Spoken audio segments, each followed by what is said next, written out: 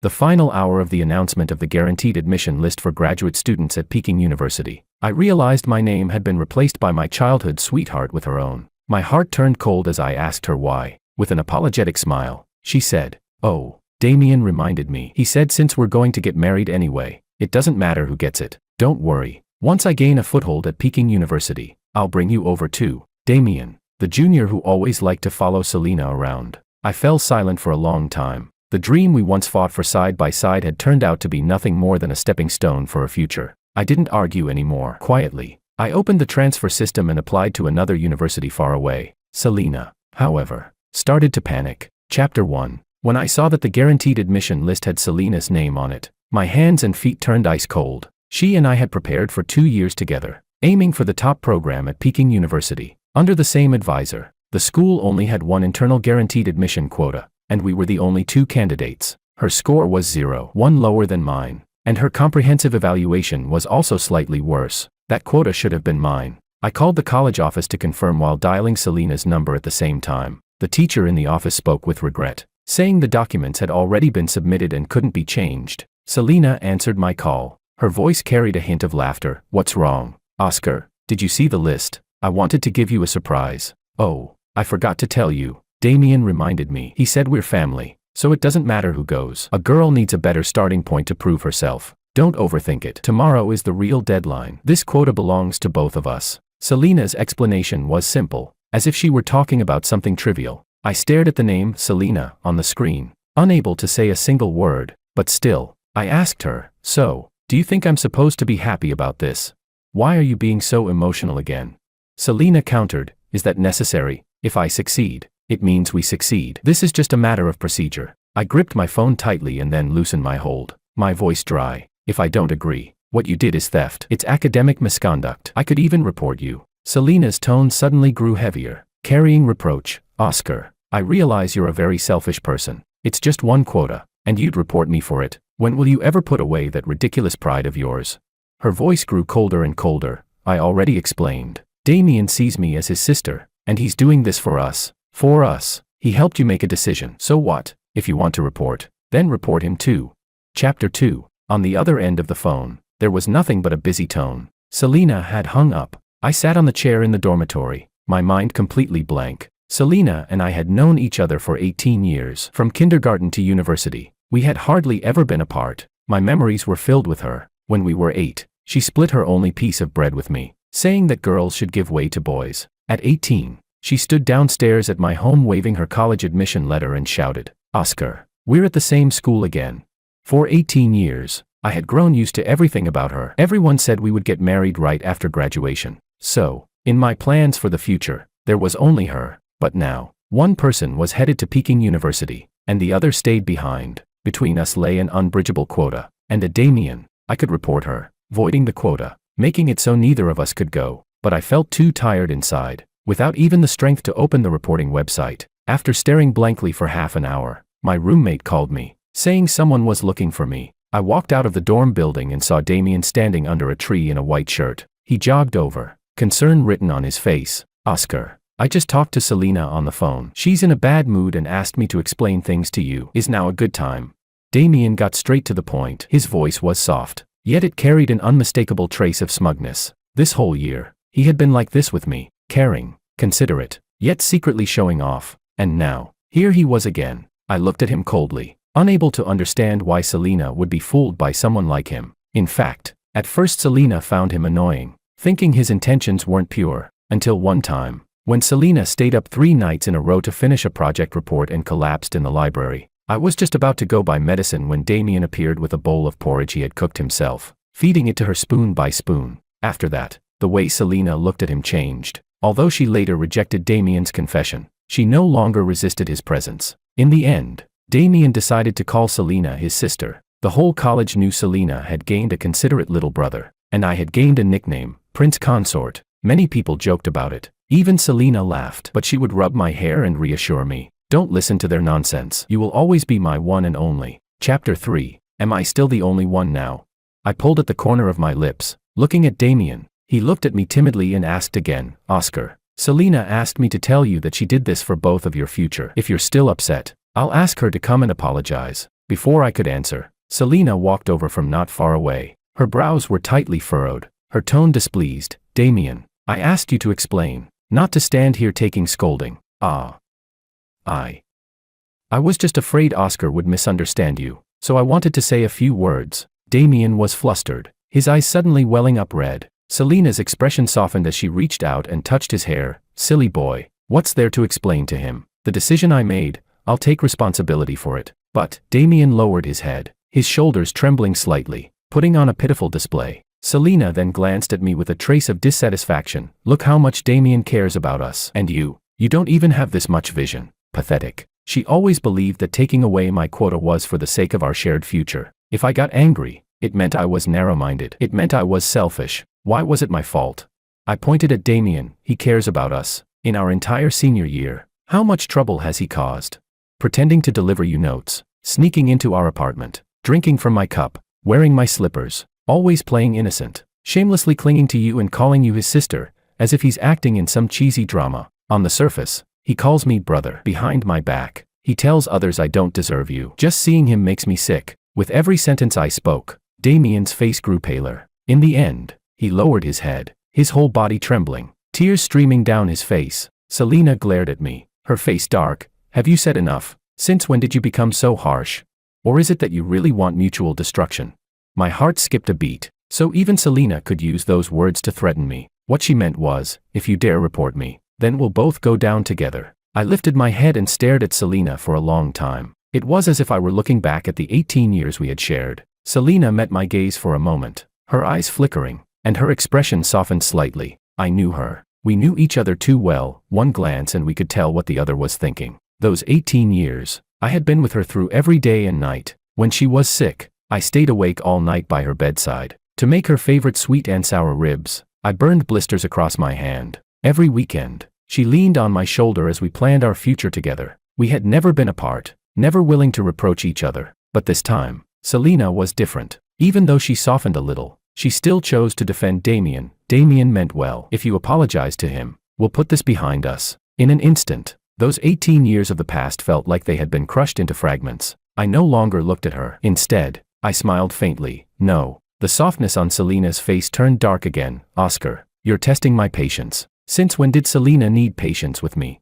Oh, I had forgotten. She did have patience. Her patience used to be for comforting me, never letting me suffer the slightest grievance. Unfortunately, her patience was far too flexible. Now, it was reserved for Damien. Suddenly, it all felt meaningless. I turned around and walked away. Do as you please. Selena clenched her fists, then turned away with the crying Damien. Chapter 4. I returned to the dormitory and opened my computer again. I didn't report her. Instead, I opened the graduate admissions transfer system. Now was the golden time for transfers. Every minute later meant one less good school and one less good program. I had only one night. I had to make a choice. I gave up on all the universities in the East and turned my eyes to the far West. In the end, I filled out an application for Northwest University, a place 3,000 kilometers away from home. At the moment I submitted the application, I felt surprisingly calm. So, not being in the same city as Selena, turned out it wasn't such a big deal. After closing my computer, my best friend Ryan called me on video, his face full of anger.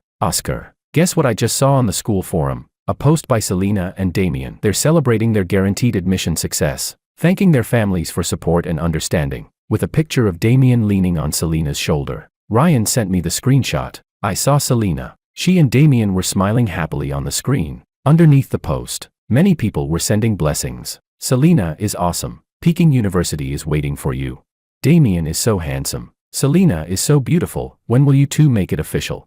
Prince Consort got dumped, didn't he? Ha ha ha. Then a sleazy comment popped up. Selena's amazing. Left arm Oscar, right arm Damien. Either she brings Oscar along, or she sleeps with Damien. Ha ha. The love triangle showdown is coming. The classmates were having a wild party online. Damien pouted and replied in the comments with a shy emoji. Selena didn't reply, but she called me. When I answered, Selena's voice was low. I've calmed down now. My attitude was bad earlier. Come over. Let's have dinner together. Apologize to Damien, and I'll delete the post. I didn't speak. Selena frowned. Say something. Is it that hard to apologize?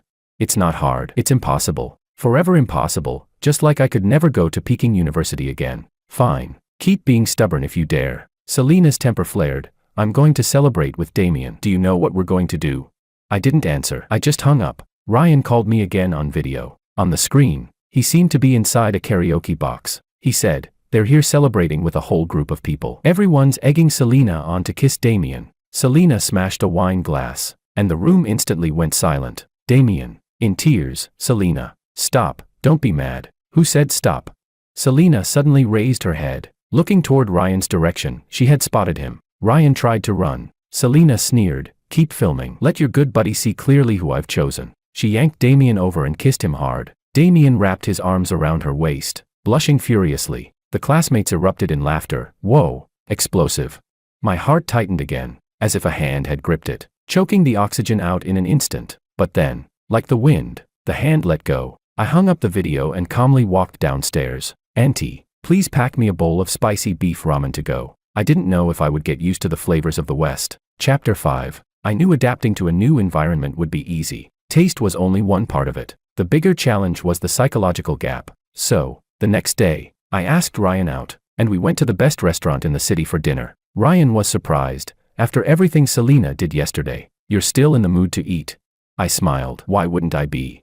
People are made of iron. Food is made of steel. The dishes were delicious, and I was in a good mood. On the way home, I even hummed a tune. Ryan looked at me and asked again, "Did you really let her go?" "From what I see, Selena and Damien are completely together now." I didn't answer. As we passed the school lake, I told Ryan to head back first. I wandered around on my own. When I was little, I loved this place. Whenever my parents fought, this was my safe harbor. My dad was a gambler who lost all the family's money. My mom divorced him in tears. My dad turned his anger on me. When I was 8, he beat me and locked me outside the house. It was Selena who passed by, took me back to her home, and gave me half a piece of bread. That was the first time I realized someone could care about me. From then on, I became her little follower. We did our homework by the lake, discussed problems, shared snacks, drank from the same bottle of Coke. When we grew older, we'd come here on weekend nights to the Moon Pavilion and talk about the future. Selena liked to lean on my shoulder, blurting out, "Oscar, someday we'll go to the best school and become the most amazing people." I would nod firmly and say, "Definitely." I didn't know that back then, our dreams for the future already carried the shape of love. In our senior year, we rented an apartment together to make preparing for the graduate exams easier. My mom came to visit me, handing me a bank card filled with the savings of her entire life. She said, "Oscar, your mom doesn't have much ability, but this is all I can support you with. Graduate exams are tough, don't shortchange yourself." I cried and promised I would pass. I used the money in the card to pay the rent for the next year and bought the best study materials. I told Selena that we had to succeed, that we couldn't let my mom down. Selena comforted me, saying she would give her all. So, could I really let her go?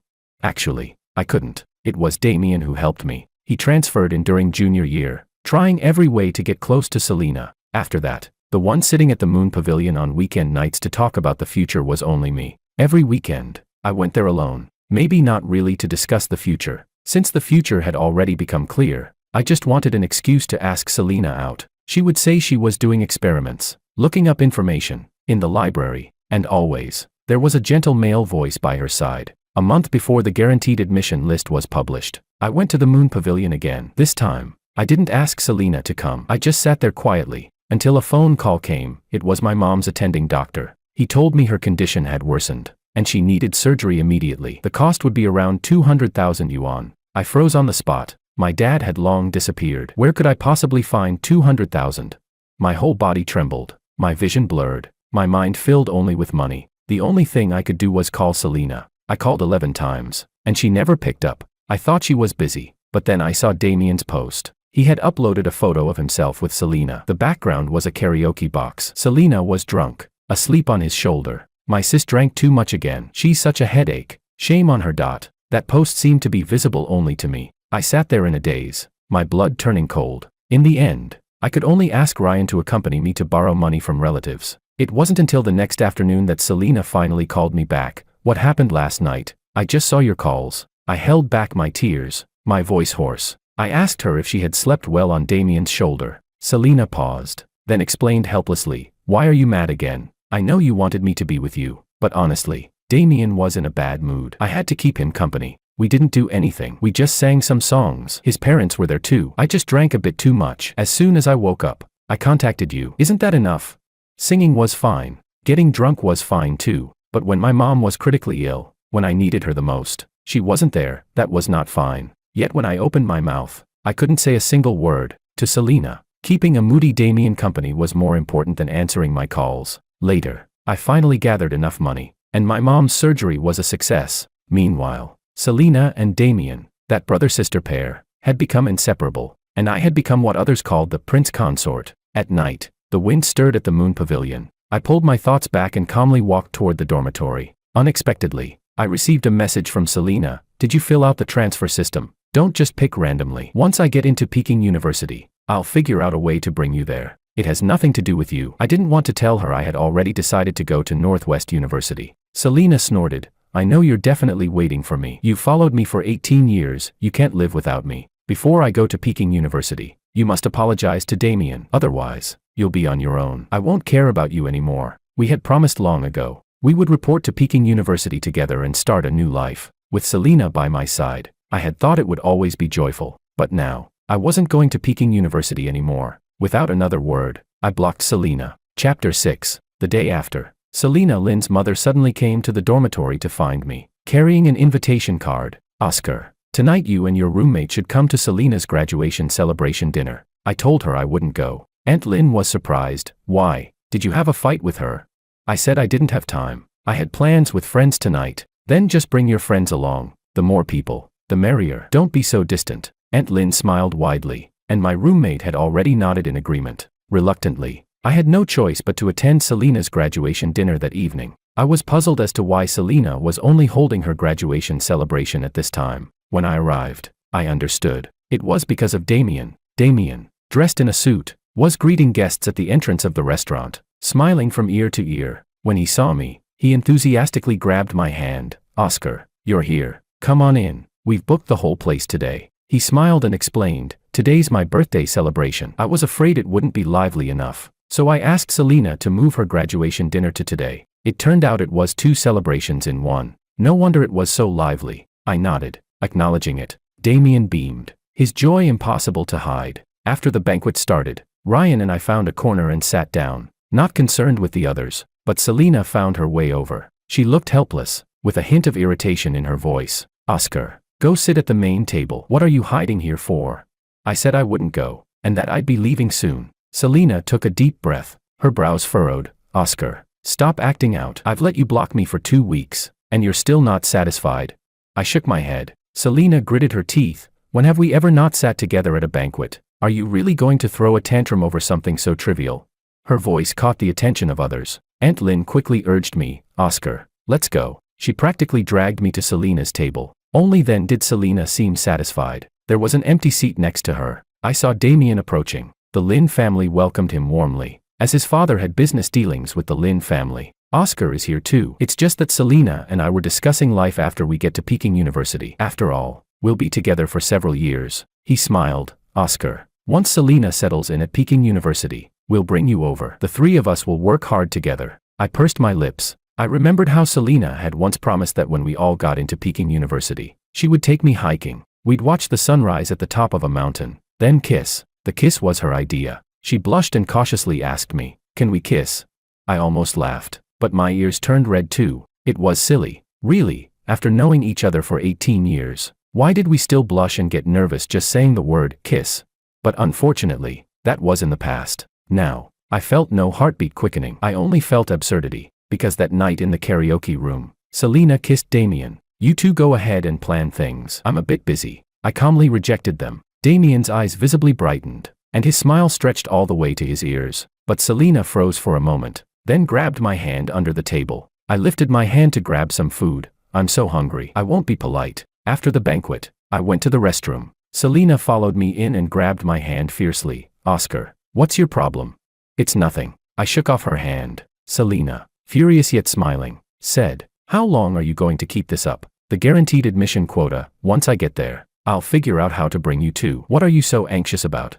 I asked Damien, and he said it's for your own good. He's worried you'll struggle studying outside alone. He said he'll take care of you, so we can all feel reassured. Really?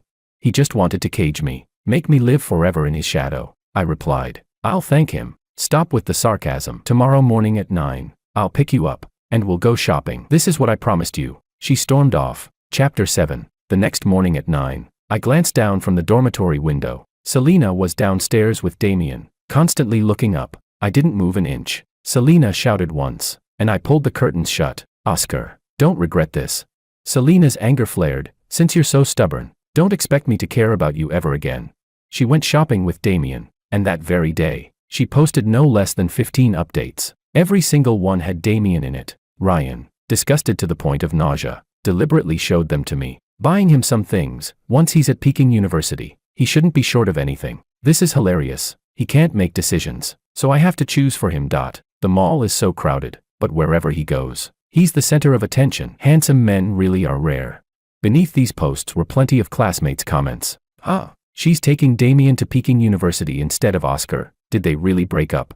Prince Consort must be crying in the bathroom. Haha. Not gonna lie, Damien is really handsome. Selena, post more pics. Selena, take it easy tonight. Don't wear him out. I watched without any ripple in my heart. Ryan fumed. That shameless woman did this on purpose, just to disgust you. Disgust me?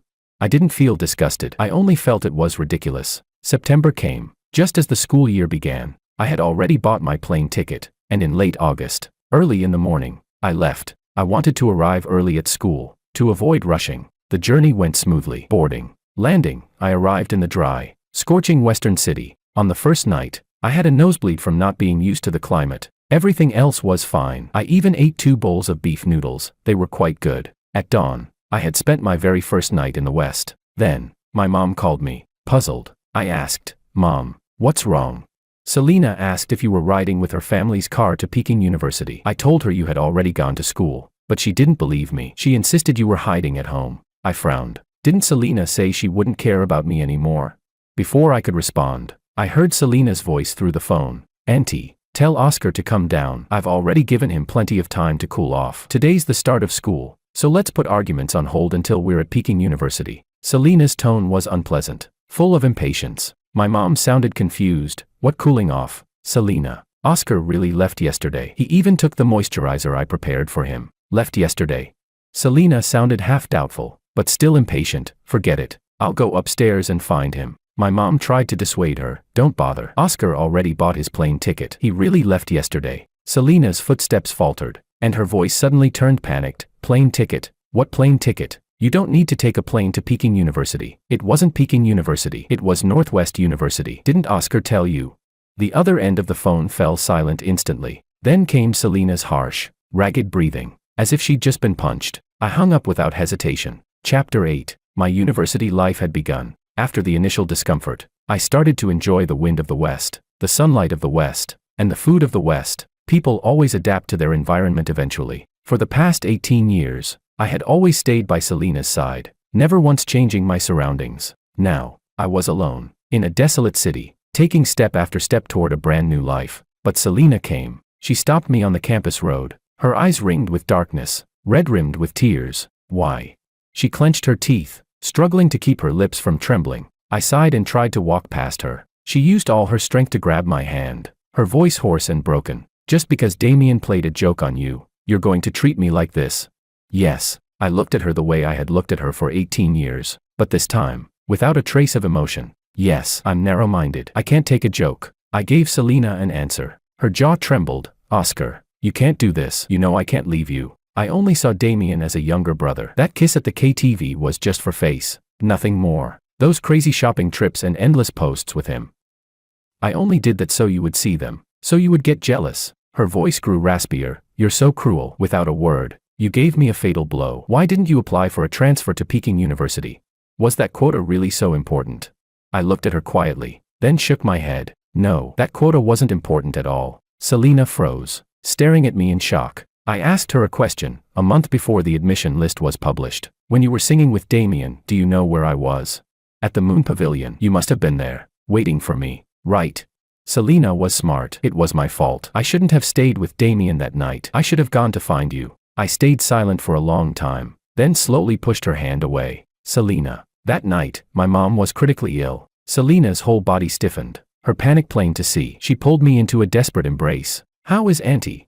While I was waiting for you at the Moon Pavilion, the doctor told me my mom needed immediate surgery or she would die. I smiled as I said it, as though it were something trivial. I called you 11 times. You didn't answer. I couldn't borrow enough money. I almost thought my mom was going to die." At those words, Selena began trembling all over. Her pupils contracted violently, her fists clenching until her knuckles whitened. I turned my head to look at her, my eyes void of life. That night, I was truly terrified. "And you slept soundly on Damien's shoulder, missing 11 of my calls for help." Selena let out a guttural cry of pain. She suddenly slammed her fist against a nearby tree, her eyes bloodshot with rage. I sniffled lightly. "But it's okay now. I'm doing well, better than I ever have. Let's part ways here and thank Damien for me. I've accepted his joke. I like Northwest University very much." Chapter 9. I didn't know when Selena left. In any case, she no longer clung to me. A week later, my mom told me someone had transferred 200,000 yuan into her account. I immediately understood, it was from Selena. She was smart. She knew how to redeem herself without giving me the chance to directly refuse.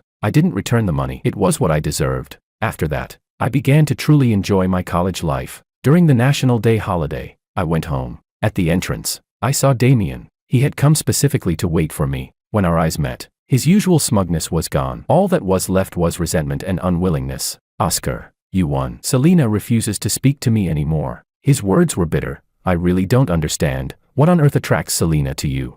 Are you more handsome than me? More considerate than me? More understanding than me?" He stepped closer, glaring at me. "You're no better than me in anything. The only reason you won is because you knew her earlier." I grew annoyed. "What the hell are you rambling about?" Damien froze, then sneered. "You're so proud of yourself. But too bad, you went to Northwest University. I can take the exams for Peking University. So what if she loves you? A distance of 3,000 kilometers is enough to destroy everything. And I'm right here, close at hand. Who knows who will win in the end?" He was declaring war. I was irritated just hearing him. Turning away, I said, "She's yours. Go open a hotel room with her. The bill's on me." Damien was stunned again, and from the shadows around the corner, a thin figure emerged. Selena. Her hair was messy, her eyes lifeless, without a trace of the campus goddess she once was. I calmed myself, looking at her steadily. Damien panicked, fumbling to fix his hair while forcing a smile. "Selena, you're here too." I was just passing by. "Get out." Selena's voice was low, repressed. Tears welled up in Damien's eyes. Crying, he tried to embrace her. "Selena, I'm sorry. I shouldn't have come to Oscar on my own, but I couldn't help it. Why am I not good enough for you? Why?" I said, "Get out." Chapter 10. Damien walked away, broken and lost. Selena stared at me, unable to speak for a long time. I simply turned back toward the house, and only then did she speak. "Oscar, I've decided to drop out and retake the graduate exams. I want to apply to Northwest University." I stayed silent. Selena forced a smile. "I know I made a huge mistake, so I plan to spend a year redeeming myself. Wait for me at Northwest University. I will come to find you." She spoke with sincerity, as if she were making a solemn vow, but I didn't need her vows. I remained silent. Selena grew anxious. "Oscar, give me a chance. I really can't live without you. 1 year from now, I'll come find you. Let's start over." "Okay." No, I had no expectations anymore. For the past 18 years, every day I had looked forward to seeing Selena, walking with her by the lake, waiting for her to lean on my shoulder and dream about the future, watching her awkwardly ask if she could kiss me. But now, I only hoped she would stop bothering me. So I let out a gentle sigh. "Selena, do you really think this is meaningful?" Selena nearly lost her balance, her words choking in her throat. Finally, she staggered and disappeared into the darkness of the night. I returned home, gave my mom her gift, and slept soundly for the first time in a long while. After the holiday, I went back to Northwest University, throwing myself wholeheartedly into my studies. I've always been stubborn. Once I set my mind on something, I don't change. 4 years, Selena had led the way, and I had followed out of habit. Now that I was alone, I felt a strong surge of determination. A PhD, I had to get it. In my 3rd year of graduate school, I successfully secured my spot for doctoral studies, stepping into an even higher field. During that time, I went home many times, but I rarely saw Selena. Ryan told me Selena gave up on dropping out. She stayed at Peking University, studying like her life depended on it, shutting out the outside world. She still had plenty of admirers. Of course, her beauty guaranteed that. As for Damien, he failed the graduate entrance exams and kept pestering Selena, becoming a laughingstock at school. After several inappropriate incidents, he was even publicly criticized by the university. That's the price of being blinded by obsession. As for me, I never fell in love again. I simply had no interest. In the quiet of night, I sometimes thought of that 8-year-old girl who once gave me half of her bread, but then I smiled, having long since let it go. Chapter 11. After earning my PhD, I went straight into one of the top chip research and development companies in the country. All the storms and hardships of these years had turned into nourishment for my growth. I had been reborn many times over. When I returned home, my mom didn't recognize me. Nervously rubbing her hands, she asked, "Sir, may I help you with something?" I couldn't help but laugh and cry at the same time. "Sir? What kind of word was that? I'm not a leader. I'm your son, Oscar." I hugged my mom tightly, overwhelmed. Mom froze, staring at me for a long while before bursting into tears. "Oscar, my Oscar." My eyes reddened too. I couldn't bear to let her go. During dinner, my mom specially made her best sweet and sour ribs and brought up old memories. These sweet and sour ribs were that Lynn girl's favorite too. Back then, you insisted on learning to make them for her and ended up with blisters all over your hands. It broke her heart. Was that so?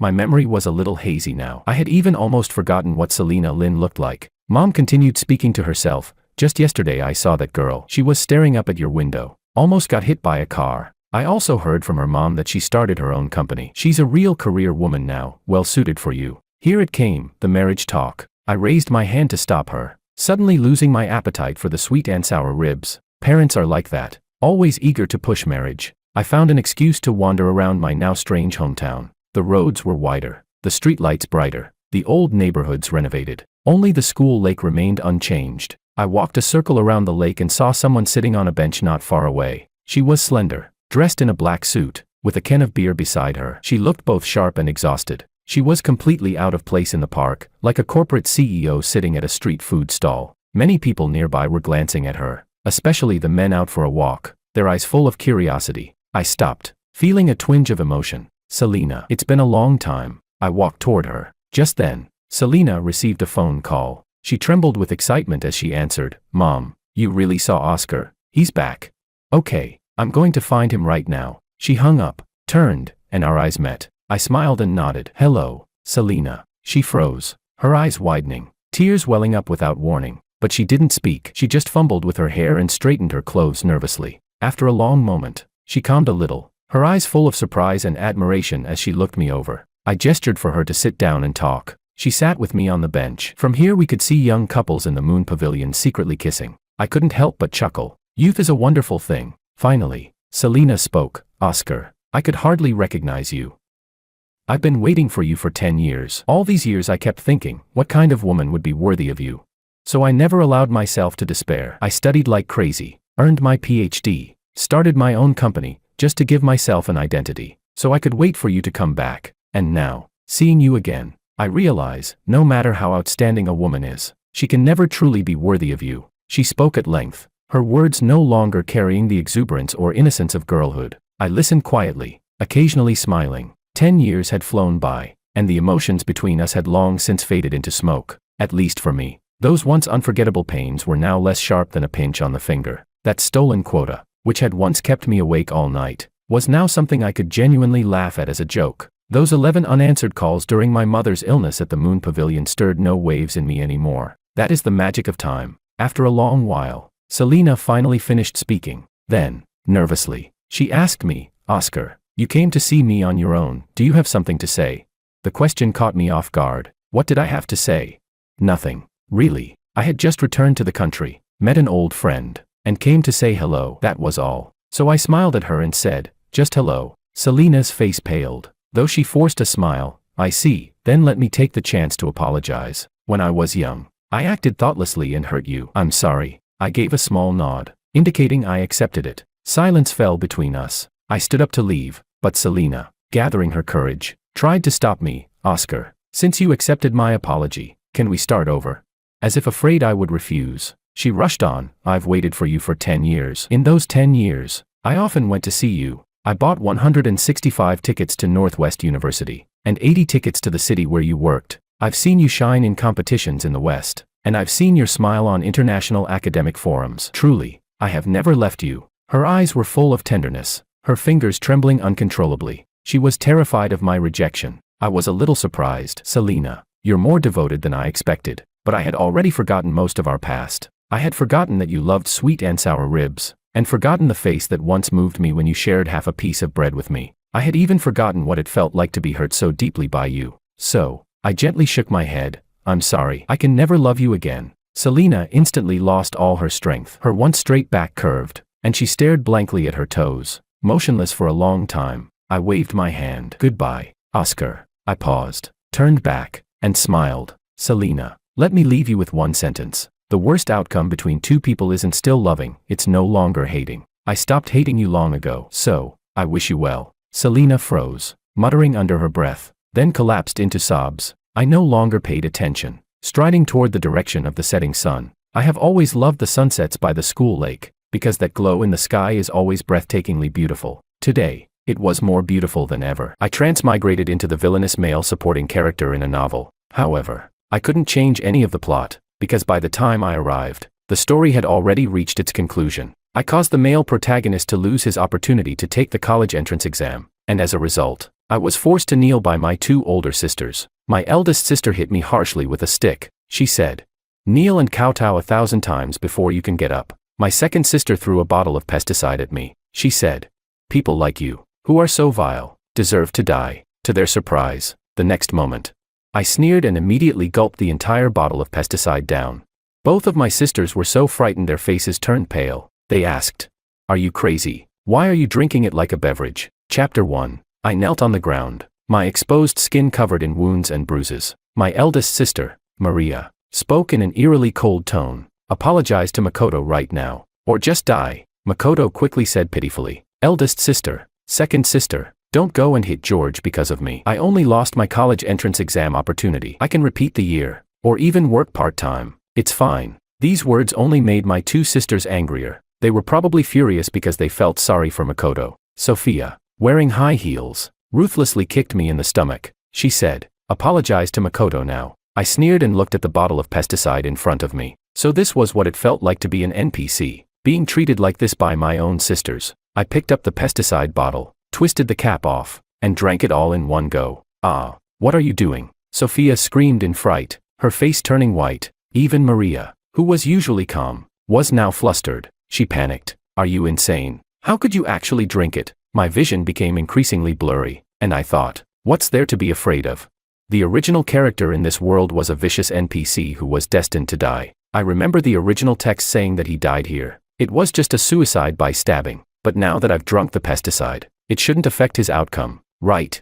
Chapter 2. But I was wrong. I didn't die after all. The pesticide seller, in order to make money, had replaced the poison with watered-down pesticide. At that moment, the seller was still holding some fruit in his hand, clutching his chest and saying, "My God, thank goodness I swapped the real pesticide with the watered-down version. Otherwise, I'd have to pay you for my pants." Sophia, standing beside me, looked like she had just cried, her eyes red. She said, "I was just joking with you. How could you really drink it?" George, when did you become so fragile? The original character wasn't fragile at all. After all, he was a villainous NPC, responsible for framing the male protagonist in the story, and his ending was always death. The male protagonist was Makoto. Not long ago, the original character had poisoned his food with a laxative to prevent him from taking the college entrance exam, but halfway through, the original character had switched the food out of fear, replacing it with normal food. Yet, Makoto still couldn't take the exam because of the diarrhea. This could only mean he was pretending.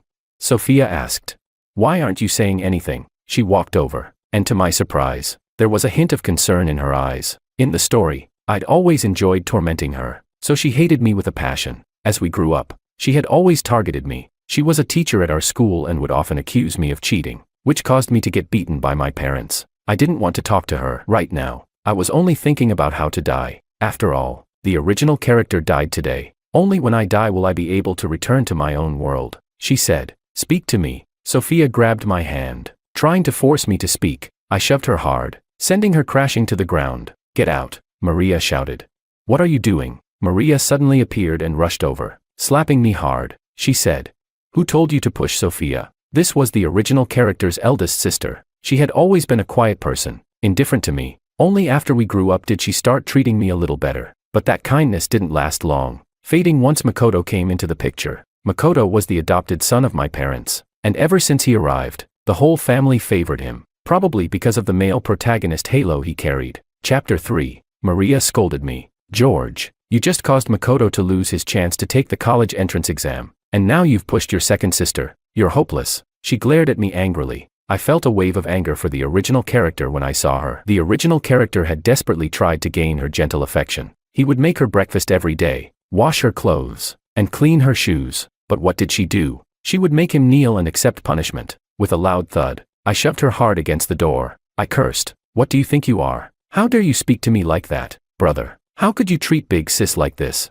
Makoto suddenly appeared at the door. Seeing him standing there, looking so smug, I felt irritated. I really didn't understand how someone like him became the male protagonist. I got out of bed and slapped him hard. I said, "Who are you? An outsider, to talk here?" I couldn't be bothered to deal with them anymore and left immediately. I wanted to die. I just wanted to die. So I went to the rooftop. It was 20 floors high, and jumping off would definitely kill me. I closed my eyes, preparing to jump, when I was suddenly pulled back by some unseen force. I fell to the ground, and a girl appeared in front of me. Her face was small, only the size of a palm, but her eyes were large, full of light. She said, "George, don't die." Her voice was filled with urgency. Chapter 4. I tried hard to recall who this person was, and then I remembered she was just one of the original character's classmates, named Willow. She was more transparent than an NPC, barely noticeable. In the story, she only had one line, asking the original character to bring her some breakfast. At this moment, Willow was tightly holding my hand, afraid that I might still jump off the building. She said, "The world is still beautiful. We've just finished the college entrance exam, and we'll be going to university soon. Life will definitely be happy then. So, you must stay alive." I really wanted to say, "What does this have to do with me?" But there was a force inside me, as if it were stopping me. In the end, the only word I could say was, "Okay." She immediately smiled and said, "That's good. You must remember my words. I heard you were sick today. I'm so glad I came to see you, or you really might have done something irrational. Don't pay attention to how your big sister and second sister treat you. There are people in this world who like you. Not just them." I nodded vaguely, not fully understanding. She took my hand and led me downstairs. Step by step, she took me to a beef noodle shop downstairs. She added double the beef for me. She said, "Life is about eating good food and having fun. These days, that's true happiness." I held the steaming bowl of beef noodles, about to respond to her when suddenly a figure charged toward me, knocking the beef noodles out of my hands. The hot soup splashed all over my pants. I looked up to see Maria's cold face in front of me. She said, "I knew you were pretending to drink pesticide. It's just too coincidental that the pesticide was watered down. George, do you think by using such methods you can make your big sister and second sister feel sorry for you?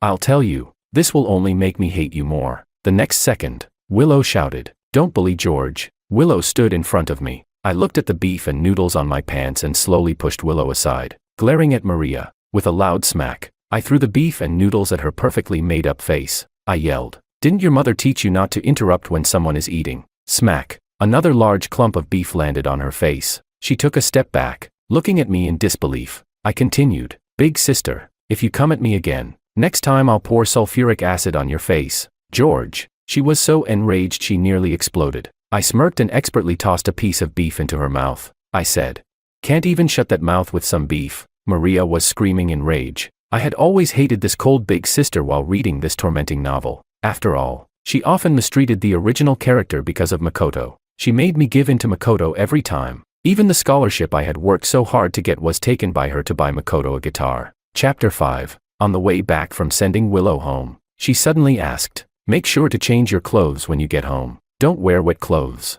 I nodded. Don't worry, even if I were stupid, I had figured out the relationship between her and the original character. She said, "George, I feel like you've changed. You wouldn't have treated your big sister like that before." Willow said this suddenly, with an inquisitive look in her eyes. I smiled and said, "People have to grow up." The original character was supposed to be dead, and now I was helping him live on. As long as I was alive, every second of it would make sure he wouldn't suffer. After saying goodbye to Willow, I went home and saw Sophia sitting on the couch, as if waiting for me. I thought she was about to scold me, so I planned to ignore her and go to my room to figure out a way to end things. To my surprise, she suddenly called out to me, "Brother, I want to talk to you." I turned around in surprise. "Brother?" She actually called me brother. After a brief moment of astonishment, I spoke. "Go ahead," she said. "I bought the pesticide, so you couldn't have made the seller tamper with it. I know you really wanted to commit suicide today. I want to know why." Finally, there was a normal person in this story, but so what?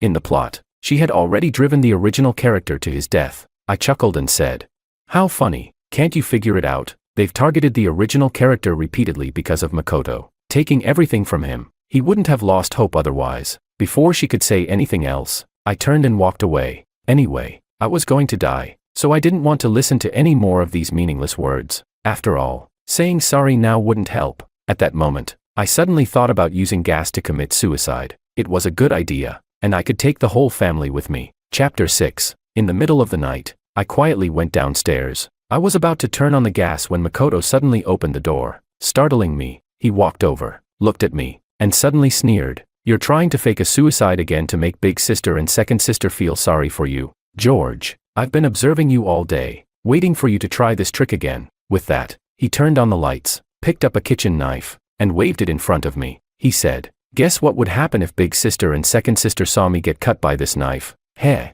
I sneered. This was such a cliché plotline I had seen too many times in melodramatic novels. It always made me grind my teeth in frustration. Now I could finally fight back. I grabbed the knife from his hand and made a cut across my own arm. I said, "How about it? 1 cut each." Makoto stared at me, shocked, like I was a lunatic. I said, "Some people fear death, but I don't." As I spoke, I turned on the stove, then doused it with water. I said, "How about we die together here today?" He screamed in terror. "Big sister, second sister, help, George is trying to kill me." I sneered.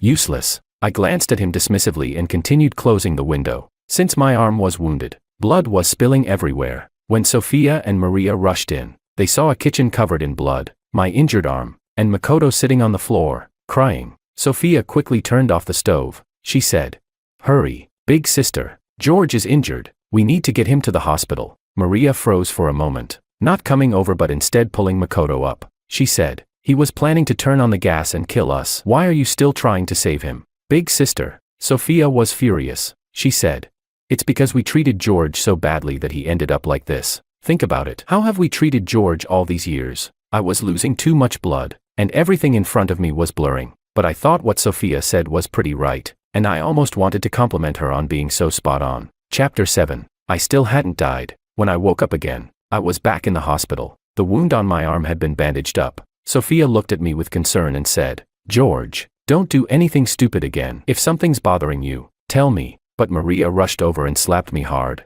She said, "If Makoto hadn't called us, were you really planning to murder us? George, how can you be so evil?" I was dizzy from the slap, and my ears were ringing. The next moment, with a loud smack, I slapped her back. I believe in settling scores right then and there. That's just my character. Otherwise, I wouldn't be a man. Maria's face swelled up from my slap. Her face turned dark with anger. She said, "Sophia, look closely. This is the brother you're protecting. He even dares to hit his own big sister." Sophia looked at me with a complex expression and said, "George, you really went too far. I've always stood by you, and you're still so stubborn." Heh, I thought she was supposed to be the clear-headed one, but turns out, she was just as stupid. I laughed and said, "Did I ever ask you to stand by me, George?" Sophia raised her voice. "Sophia," I shouted back. I said, "Is this a competition of who can shout louder? Fine, let's go for it." In my original world, I was nearly driven to the edge by work pressure, with my boss pushing me to the brink of collapse.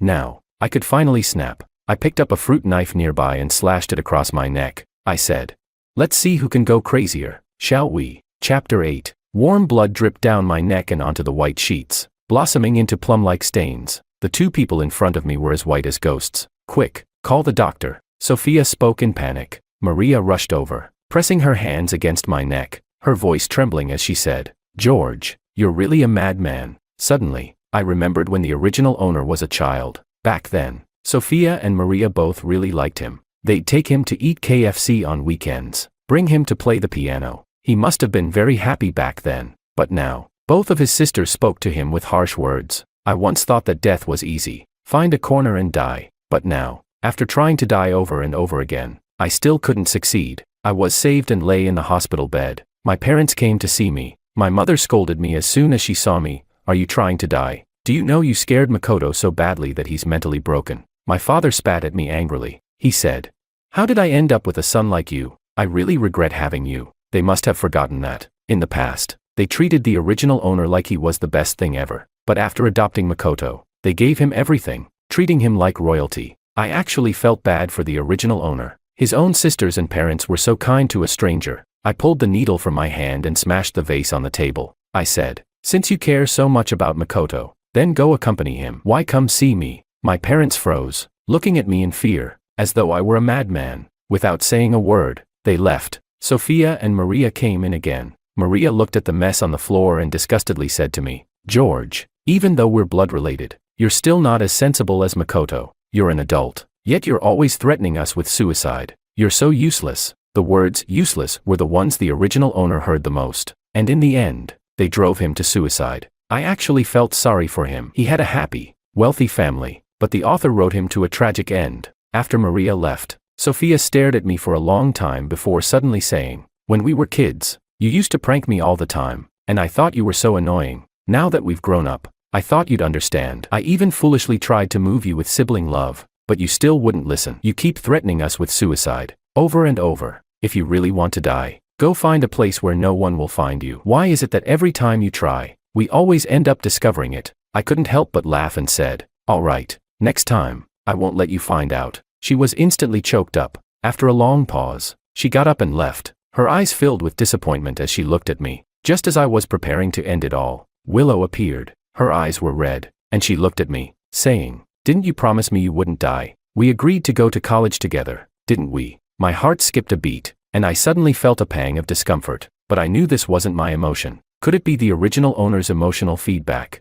I looked at Willow and softly said, Willow, you're a wonderful girl with a bright future. You don't need to waste your time on me. I'm just a useless person. I'll die sooner or later. She immediately retorted, you're not useless. She shook her head, crying, and handed me an envelope. On the pink envelope, the words love letter were written. She choked up as she said, I've liked you for a long time. I'm giving you this letter now because I'm afraid one day you'll leave me, and I won't be able to give it to you. At that moment, my heart trembled violently. I slowly opened the envelope. Inside was written, George, I don't believe in gods, but when I met you, I started to believe. You're my God. Every time I see you, I get lost in you. After reading the letter, my tears fell uncontrollably. She suddenly hugged me and said, please, don't die. For a moment, I almost wanted to agree, but this was just the original owner's emotions. If I didn't die, could I return home? I fell into deep thought. People are selfish. I definitely had to think of myself first. Chapter 9. That night, as I was reading, my hand suddenly moved uncontrollably across the page. It wrote, please, end your life. I froze. Was this written by the original owner to me? It continued, no matter what, my end is death. If I don't die, Willow won't start her new life. So please, end this life where she can't find out. That way, you can go home, and Willow can begin her new life. He wrote a lot more. Only then did I realize that he knew he was just an NPC in a book, bound to die sooner or later. Even though I had changed his ending that day, the ending in the book could not be reversed. In truth, he had already died, and now this was just the last vestige of his consciousness. If he didn't die, Willow would always remember him, but if he died, the author would change Willow's fate and let her start a new life. That was his agreement with the author. In the days that followed, Willow stayed by my side. She took me to watch the sunset and said there were many beautiful sights in this world. As long as I was alive, I could keep watching them. She also took me to eat a lot of delicious food. She said that life was about enjoying good food. She truly wanted the original owner to live on, but she didn't know that the original owner was already gone. Sophia and Maria hadn't visited me in a long time, as if they had given up on me, until one day, Makoto came to find me. He looked at me with disdain and said, I knew you wouldn't dare to die. Everything you've done was just to make the older sisters feel sorry for you. Right, it's just a tactic to gain sympathy. I can do it too. Just wait. I'll make sure you're completely kicked out of the Wong family. I couldn't be bothered to respond to him. I just closed my eyes, thinking about how I could leave this world without Willow knowing. Willow went home that evening to care for her mother. Just as I was preparing to end it all, Sophia came to find me. She walked into the room, and her gaze didn't show much emotion. She simply said, tomorrow is your birthday. I've talked with Maria, and we decided to celebrate it for you tomorrow. We won't hold the past against you. From now on, just stay well. Hearing her say this, I was truly surprised. I even felt happy for the original owner, but he would never see it again. He would never see his two older sisters begin to treat him better, because after he wrote to me that day, he had completely disappeared. All right, I readily agreed to her, because I wanted to say goodbye to them tomorrow, so they would all remember how George died forever. Chapter 10. Today is my birthday. Willow sent me a happy birthday message early in the morning. I put on a white suit and prepared to go up to the rooftop for the birthday party my family had arranged for me. Makoto also wore a white suit. I recognized his set. It was from a more expensive brand than mine. How laughable. They said we should all be good from now on. But deep down, they still favored Makoto. No wonder the original owner was driven to suicide. On the rooftop, everyone was holding champagne and laughing. When my parents saw me and Makoto, they quickly called Makoto over. They started introducing him to all the notable figures, paving the way for his future. It didn't matter whether he passed the entrance exam or not, because no matter what, my parents would make sure he was well provided for in the future. Meanwhile, I, their biological son, had nothing. George, come here. Sophia suddenly called me. I walked over, and she quietly said to me, apologize to the eldest sister and parents today, then they won't blame you anymore. You've indeed done a lot of things that have made us upset recently. I replied, okay. Hearing me agree so quickly, she looked a bit relieved and said, I knew you still have a good heart. Sooner or later, the second sister will change her temper too. Heh, that's just how she is. In the plot, she would always slap the original owner and then give him a piece of candy, but would never completely change herself. As the birthday party reached its climax, I went up on stage to make a speech. Actually, I was planning to say a few words for the original owner and then drink poison. But unexpectedly, at this moment, Makoto suddenly ran to the edge of the railing. His eyes were red, and he looked pitiful as he spoke to the crowd. There's something I've always wanted to say to everyone. He looked at my parents and two sisters. He said, Mom, Dad, and sisters, I'm adopted, and I know I'll never be as good as George. That's why, in this family, I've always been meek, thinking that if I didn't cause any trouble, I wouldn't be bullied. My mom quickly asked, Makoto, has George been bullying you? Maria also spoke. Makoto, if there's anything, just say it. If George really did something, the eldest sister will make things right. I just stood there on stage, watching his performance. Sophia didn't say a word the entire time. Makoto glanced at everyone, wiped his tears, and said, George has always been secretly hitting me and warning me not to tell anyone. I keep wondering what I did wrong to be treated like this. I can't understand it. So today, I'm going to kill myself. With that, he prepared to climb over the railing. The crowd gasped in shock, and my mom rushed over to kneel on the ground. She shouted, Makoto, don't do something foolish. Mom will help you. I'll teach George a lesson. Okay. Makoto said, but Mom, George is your biological son. I'm just an adopted one. I'm destined to be bullied by George for the rest of my life. My mom replied, then let's kick George out of the house. That way, he won't threaten you anymore. Maria suddenly spoke, walking over with a compassionate look. I found it extremely ridiculous. So this is the self-harm tactic Makoto mentioned. I slowly stepped down from the stage and walked toward Makoto. Sophia also spoke up. Eldest sister, parents, are you just going to believe Makoto's one-sided words? There's no evidence. Besides, George is your biological son, no matter what. You can't just listen to an outsider's word, Makoto said. Second sister, I know you don't like me, but at this moment, George is clearly in the wrong. Are you really going to turn a blind eye? Makoto looked at Sophia. I couldn't be bothered to listen to them argue. I went straight to Makoto, grabbed his hand, and said, come on, let's jump together. With that, I began pulling him toward the railing. Makoto screamed in terror, and to my surprise, this grown man actually cried. Maria screamed. Are you crazy, George? Let go of Makoto. Maria glared at me with anger. My mom shouted, let go of my son. You beast. My mom was crying uncontrollably. To be honest, it's not easy for the original owner to have survived in this family for so long. I said, why are you crying? I'll go with you to die. I pulled Makoto toward the edge. Makoto shouted, don't, please.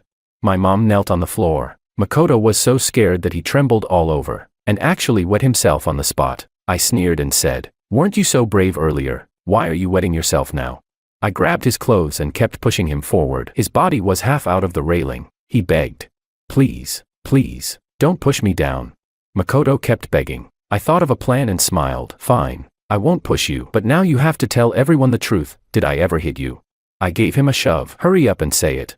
He replied, I'll say it. I'll say it. George never hit me. As soon as he said that, Maria spoke in confusion. She asked, Makoto, then why did you say that earlier? Makoto replied, because I wanted you all to kick George out. I threatened him. Keep talking.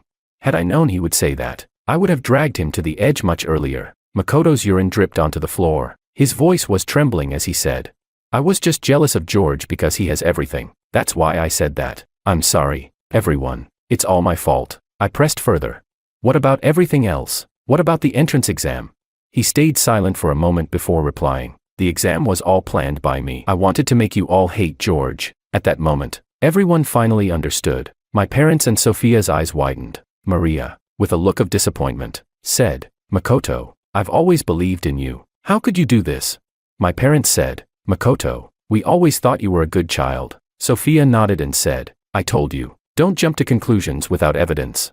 Chapter 11. Makoto asked, can you let me go now? He looked at me. I chuckled softly and then shoved him away. I climbed over the railing myself. Don't. Sophia rushed over. She said, George, listen to second sister. We wronged you in the past. It was our fault. Don't do something foolish. My mom looked at me for a long time before saying, George, I'm sorry. I've misunderstood you all along. I then looked at Maria. Her eyes were red, and her face was full of guilt. Sorry, little brother. Everyone felt guilty, but the original owner would never see it. What a pity, I said. If apologies were enough, then no one in this world would ever want to end their life. With that, I closed my eyes and fell forward. Just when I thought I was about to die, Sophia grabbed my hand. Maria also rushed over and grabbed me. Both of them had tears streaming down their faces. Sophia choked. I'm sorry, little brother. I won't be so harsh on you anymore. I actually knew I was wrong long ago. I feel especially guilty about what happened with the poison. But thankfully, you didn't die. Maria cried. Yes, George. Family fights are normal. Once we've talked it through, we can live a good life from now on. I struggled, trying to break free. I said, let go of me. I don't want sisters like you. In the end, I couldn't die, and they pulled me back up. Then they locked me in a bedroom and removed all the sharp objects. I suddenly regretted being so impulsive and doing this during the birthday party. I should have found a quiet, secluded place. Otherwise, I wouldn't have been locked up by them now. What about Willow? I wonder how she's doing now. But before I die, I don't want to see her. Otherwise, I won't have the chance to leave this world. I hope that, just as the original owner said, after I die, she will be able to live a new life. I heard that Makoto was kicked out, but my parents still had feelings for him and were secretly giving him money. What a shame. But I don't care anymore. At least I cleared the original owner's name. Sophia came to see me. She gave me a watch. This was a watch the original owner really liked, but she used to buy them only for Makoto. She said, I'm sorry. Second sister thought about it for a long time and truly understands her mistakes. She looked at me with bitterness. These years have been hard for you, George. My sister and I always misunderstood you. I didn't want to say anything, so I threw the watch into the trash bin. She froze, and tears fell onto the back of my hand. She said, I've been thinking about our childhood recently. You always teased me back then. It was because you liked me, right? I froze and thought back to the plot. That was indeed the reason. The original owner liked Sophia more because she was the only one who would listen to him seriously. The only one who wouldn't report him for playing games. He really liked this second sister, but being young, he didn't know how to express it. So, he kept teasing her, thinking that would make her happy. She said, if you don't answer, I'll just take it as you admitting it. Sophia cried out in joy. She said, I didn't understand before, and I used to argue with you, but now I understand everything. Second sister apologizes to you. I hope you won't hate me, but if you still can't stand me, that's fine too. I can stay away from you in the future. Chapter 12. My parents came to see me as well. My mom looked at me, remained silent for a long time, and awkwardly said, be good. And then that faint "son" that barely escaped her lips. If only the original owner could hear that. Maria was the last one to come find me. She personally cooked me a meal and brought it over. She said, eldest sister was the one who went too far. I'm not asking for your forgiveness, but I don't want you to die because of me. The world is still so beautiful. You're still young, and you can do so many things. Please, live on. I replied, get lost.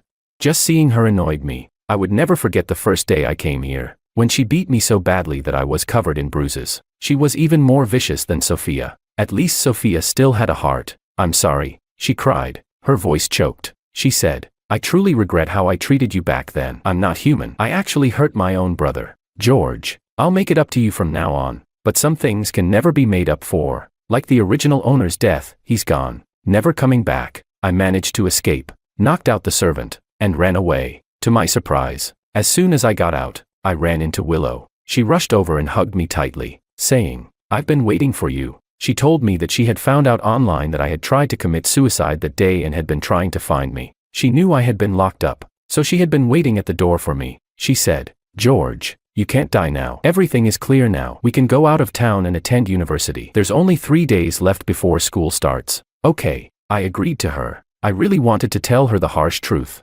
But after thinking for a while, I decided not to say anything. After all, I wasn't from this world, so I wouldn't interfere in these matters. Willow took me to her house, and her mother made me a big meal. She kept telling me, "We're only 18. The future is full of possibilities. Once we go to university, we can go shopping on weekends, visit amusement parks, and do many happy and meaningful things." The original owner must have dreamed of such a simple, peaceful life. Unfortunately, he was just a pitiful NPC. After dinner, I used going to the bathroom as an excuse and left a bank card on the sink. It was the original owner's savings, and I decided to leave it to Willow. Then, I climbed out of the window and escaped. I wanted to find a quiet place to end my life, but I was kidnapped by Makoto. He dragged me to a warehouse, strapped a bomb to me, and then had someone bind him up and put a bomb on him as well. He smiled at me and said, "George, I'm going to make you understand that your family cares about me more."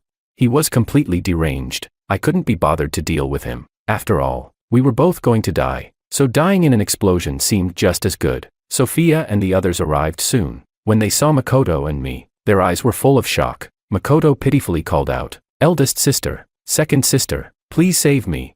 Maria rushed over but stopped halfway. There was a sign next to her that read, "Only one person can be saved. If one is saved, the other will die in the explosion." Sophia spoke urgently, "Eldest sister, we should save George," but Maria fell silent, furrowing her brow as if deciding who to save. I chuckled. I thought she really had repented. I said, "Don't save me. I was planning to die anyway." "George, we will save you." Sophia hurriedly spoke and walked toward me. Makoto cried out, his voice choked, "Second sister, eldest sister, I knew I was always an outsider." Maria said, "Makoto, stop crying. George is our brother. We can only save him." After saying that, Maria also started walking toward me. At that moment, Makoto suddenly broke free from the ropes and rushed over, stabbing a knife into my heart. He said, "You all love him so much, then I'll make sure he dies."